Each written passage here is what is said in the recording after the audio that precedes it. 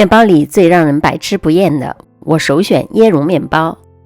今天给大家分享一款用汤种法制作的椰蓉蔓越莓面包，浓郁的椰蓉香气，搭配酸甜的蔓越莓，松软香甜，喜欢椰蓉面包的朋友们一定不要错过。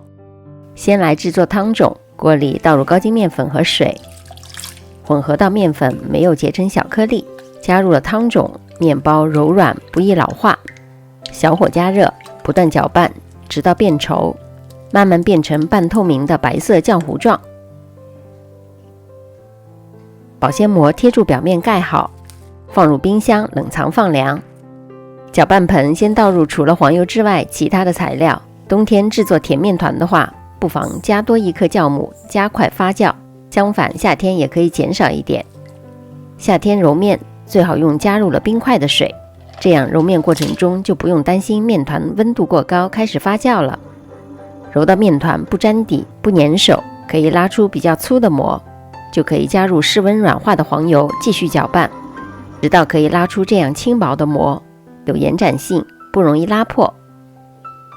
加入切碎的蔓越莓，低速搅拌1到2分钟，直到面团把蔓越莓完全包裹住。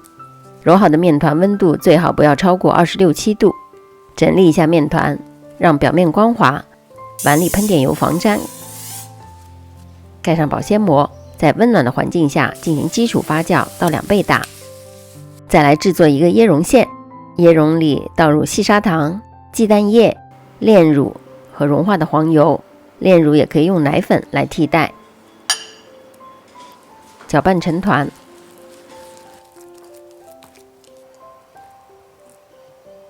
发好的面团，手指蘸点面粉插入中间，不塌陷不回缩，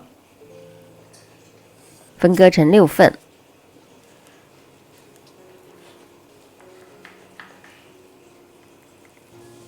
整理，收口，搓圆，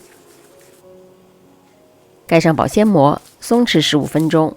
面团光滑面朝下，拍打排气，擀成一个大约11到12公分宽的长方形，铺上一层椰蓉馅。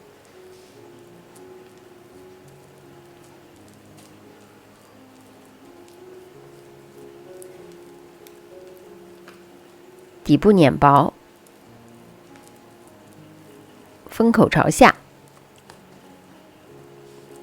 放在这样的纸托里，纸托的尺寸打在屏幕上。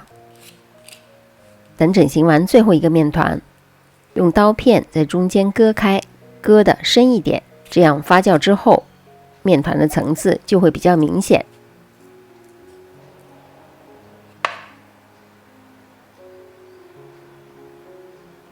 放入温度35度、湿度70到75左右的烤箱里，进行第2次的发酵。放1碗热水或者喷水来维持内部的湿度。发酵好的面团，手指轻按表面，会慢慢的回弹。表面刷上一层薄薄的鸡蛋液。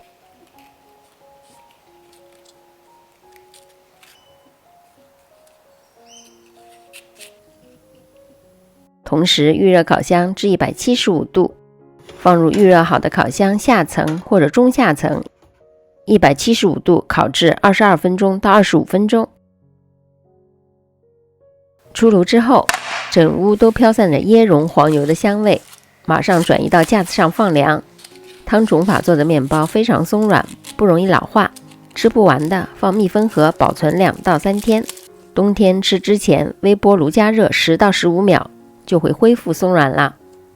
我是萨姐，如果你喜欢我的视频，离开前别忘了点赞、订阅和转发，也可以视频下方留言给我。我们下集再见。